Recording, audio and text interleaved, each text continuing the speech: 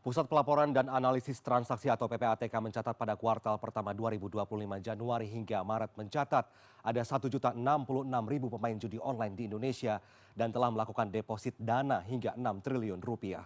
Terbaru pada 14 Juni 2025 mantan penyanyi cilik Cikita Meidy melalui akun media sosialnya mengungkap suaminya diduga terlibat dalam praktik judi online. Tidak main-main kerugian finansial yang dialami Cikita mencapai 160 juta rupiah. Mengapa kasus judi online seakan tak ada habisnya? Apakah judi online di Indonesia sulit diberantas? Kita membahasnya langsung bersama pakar keamanan siber Vaksinkom Alphonse Tanujaya. Selamat sore Bang Alphonse.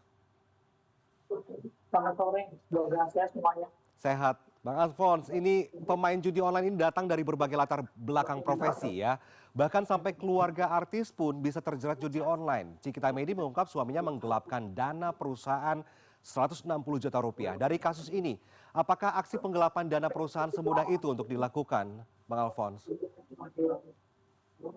Kita lihat bahwa kenyataannya sekarang judi online ini sudah mirip dapat dikatakan sebagai candu digital ya, candu dalam bentuk baru ya.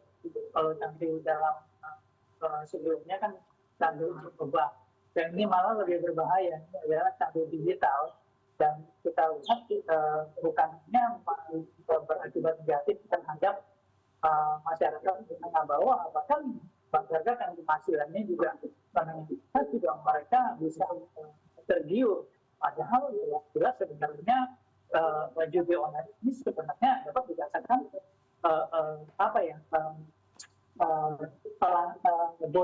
bodoh kuadrat, saya katakan. Kenapa? Karena satu, kamu bermain judi saja, kamu sudah kurang pintar, saya nggak bilang bodoh sekarang. Lalu mainnya judi online lagi, ya, kurang pintarnya kuadrat. Kenapa? Karena judi itu sudah dilarang, melanggar aturan dan semua prinsip finansial yang baik itu kamu langgar.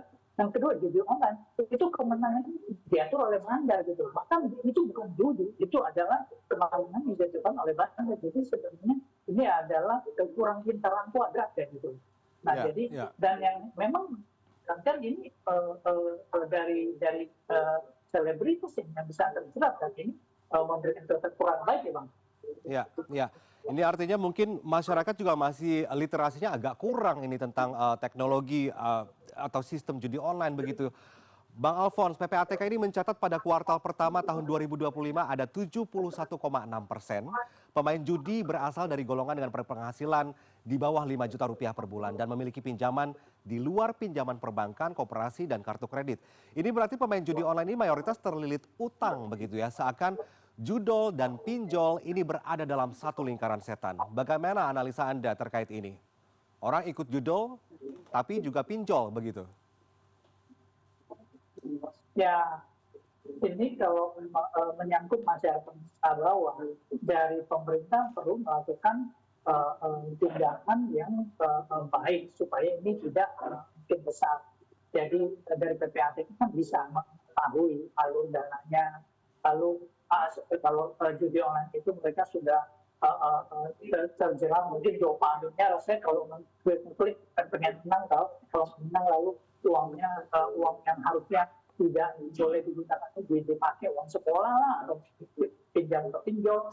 Nah di sini memang peran PPATK dan lembaga terkait sangat penting. Jadi contohnya, jadi PPATK sendiri nggak bisa bergerak, OJK, PPATK butuh kepolisian, tapi butuh satu lagi badan Komdigi. Kenapa? Karena ini sifatnya digital.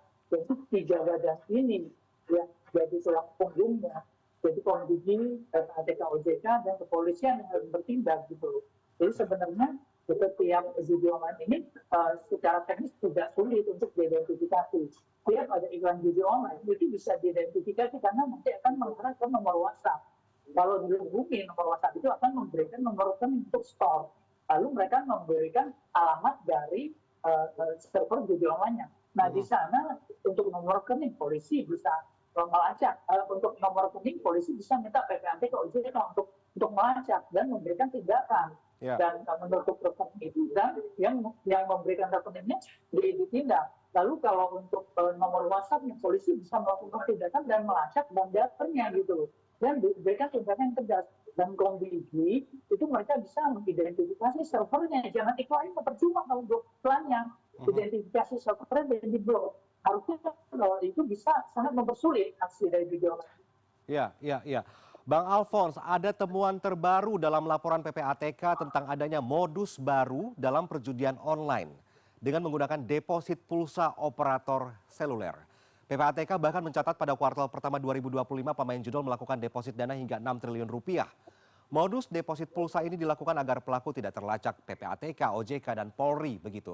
Dari rekening bank menjadi deposit pulsa. Sebelumnya bahkan ada modus menggunakan Bitcoin begitu. Bagaimana Anda menanggapi perkembangan metode judi online saat ini dari sudut pandang keamanan siber? Apakah metode judul lewat deposit pulsa akan mempersulit pelacakan pelaku atau justru akan semakin mudah menangkap pelaku, Bang Alphonse? Dibandingkan dengan kripto, sebenarnya deposit pulsa ini malah relatif lebih mudah. Hanya perlu kerjasama baik antara pihak kepolisian dengan pihak provider. Karena dengan deposit pulsa, sebenarnya pihak provider tahu nomor rekening yang melakukan deposit ini dia ada di mana posisinya, itu mudah.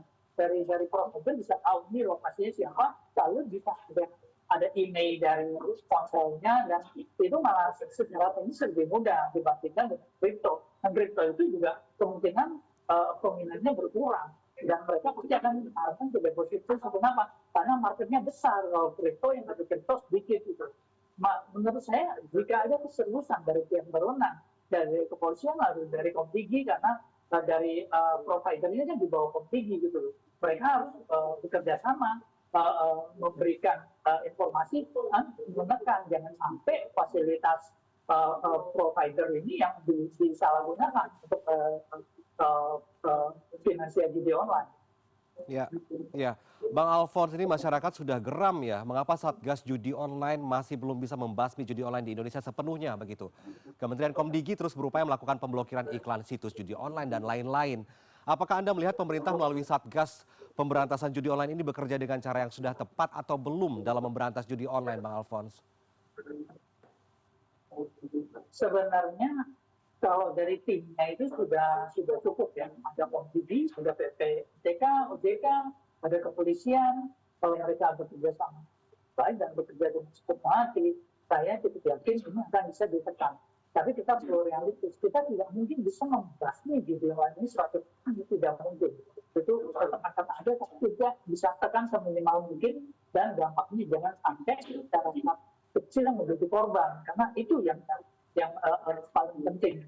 Jadi memang ini satu endless war ya, perjuangan tidak berkesudahan, tetapi jika dilakukan dengan sepenuh hati, saya yakin ini bisa dilakukan dengan semaksimal mungkin, dan dampaknya khususnya untuk masyarakat menengah bawah ini bisa minimal. Jadi jangka panjangnya yang dilakukan adalah berikan literasi digital dan literasi finansial yang baik. Jangka pendeknya ini pendidikan hukum, identifikasi nomor WA, nomor rekening, diselidiki siapa orangnya. Yeah. Lalu kalau ke bank misalnya ada buka rekening ke banknya ditindak. Kalau misalnya KTP bodong itu dikasih buka rekening, banknya ditindak. Tapi kalau KTP asli yang ditindak itu yang punya KTP-nya. Yeah. Dan hal tindakan seperti ini akan bisa menekan penyebaran judi online. Oke, Bang Alphonse tadi mengatakan bahwa ada modus baru dalam judi online dengan transaksi menggunakan deposit pulsa begitu. Ini bagi Bang Alphonse mudah untuk menelusuri siapa pelakunya begitu. Tapi beberapa pihak atau termasuk kementerian dari Komdigi juga mengaku bahwa ini cukup sulit untuk dilacak karena memang modus deposit lewat pulsa ini memang tindakannya dilakukan agar tidak terlacak oleh PPATK, OJK, dan juga Polri. Sebenarnya ketika ada modus baru, modus dengan menggunakan deposit pulsa ini, apa yang harus dilakukan supaya hal ini tidak banyak terjadi begitu? Termasuk diantaranya berkoordinasi dengan provider atau seperti apa? Identifikasinya berubah. Kalau misalnya rekening bank, memang PPATK bisa lacak. Tetapi kalau misalnya dari pakai pulsa, kan nggak ada di rekening. Tetapi sebaliknya dari provider bisa lacak gitu. Jadi memang sekarang itu di provider itu di bawah komando Komdigi, Komdigi bilang A ya provider A, Komdigi bilang B ya provider B gitu. Ini malah lebih bagus gitu. Ini langsung di bawah komandonya Komdigi. Komdigi minta yang melakukan pakai pulsa ini kasih tahu ini nomor ini, kalau itu awan banyak kalau sekali kamu lakukan transaksi digital di dalam provider kan ketahuan nomor teleponnya berapa, walaupun pakai link kan ketahuan emailnya, itu Mhm. pasti nggak dilakukan Ya, gitu loh. ya, Saya nggak mengerti kalau ya, dibilang itu lebih sulit. Memang berpindah dari PPATK setuju, tapi pindah ke provider sekarang malah dibokong gigi kan. ya, Ayolah Komdigi ya. bergerak. Jadi untuk deposit pulsa ini yang terdepan harusnya adalah Kementerian Komdigi begitu ya. Ini menarik sekali. Selanjutnya Bang Alfons di PPATK menyoroti besarnya kejahatan siber terhadap stabilitas ekonomi nasional. Tanpa intervensi serius, perputaran dana dari perjudian online bisa mencapai 1.200 triliun rupiah pada akhir 2025. Ini melonjak dari tahun kemarin ada 981 triliun pada 2024. Komdigi Bang Alfons, Komdigi ini akan melakukan langkah strategis melawan judi online katanya. Di antaranya menggunakan AI paling canggih untuk memberantas dan mengejar pelaku di dunia maya. Apakah menurut Bang Alfons langkah ini akan berhasil agar Indonesia bisa bebas dari pusaran judi online dengan menggunakan AI yang katanya paling canggih? Harapan saya ya kan lakukan ini dengan pasti. Anda mau pakai AI, Anda mau pakai wewenang Anda, kalau ini di bawah wewenang Anda silakan dilakukan. Kalau tanpa itu kalau benar-benar mau dilakukan, saya percaya ini bisa berjalan slow. Jangan cuma imperatif atau kelihatan bahwa seolah bekerja aja gitu loh. Kalau bisa hasilnya yang dilihat gitu loh. Udah jelas-jelas provider semua penyelenggara telekomunikasi ini di bawah Komdigi gitu. Ada nggak perlu pakai AI, ada komunikasi dengan penyelenggara lain ini. Misalkan, nih elemen kamu dipakai untuk setor uang untuk judi. Gimana cara identifikasinya, gimana cara mencegahnya, apa yang harus dilakukan, kalian lakukan untuk Indonesia, bicarakan saja seperti itu gitu loh, dan laksanakan, jangan seperti masuk angin seperti kemarin gitu loh, Betul, malah betul. pagar makan kanan atau sebenarnya bisa tapi sudah pura-pura nggak tahu atau gimana, ya kita tidak menuju itu, kita harapkan nggak begitu, tetapi semua ada di bawah Komdigi kok. Kalau dia pakai pulsa itu di bawah Komdigi gitu loh. Ya, Itu provider semua nurut, kalau ya, Komdigi suruh apa juga nurut, kalau bandel ya bisa ditindak. ya. Jadi pemerintah memang harus siap ya apapun modus yang digunakan oleh para pelaku untuk judi online begitu. Terakhir, Bang Alfons, para pembuat situs judi online ini kan sebenarnya bisa berpindah platform atau berganti situs ini dengan cepat dan mudah begitu ya. Bang Alfons menyarankan apakah Komdigi contohnya hanya dengan pemblokiran website saja sudah selesai atau lebih baik diikuti cara paling mudah untuk menelusuri siapa pelaku judi online menurut Bang Alfons? Kalau misalnya blokir iklan, itu sama saja kerjaan kurang pintar gitu loh. Kenapa dia bisa pas bilang dia otomatis bisa berganti. Yang kami sarankan tadi, ada iklan, follow di ads, dapat nomor WhatsApp-nya, dapat nomor rekeningnya, atau nomor pulsa store kemana, itu kan tidak dilacak. Lalu dapatkan lagi untuk orangnya yang itu lalu ditindak oleh polisian dan memberikan contoh bahwa ini ditindak benar, dan sebentar lagi 2 bulan keluar ya dilakukan lagi. Gitu. Ya, Kalau ya. ini dilakukan dengan sepenuh hati, saya percaya ini bisa. Tapi aku nggak bilang ini kan bisa dibasmi 100%, ini pasti kemungkinan besar nggak bisa.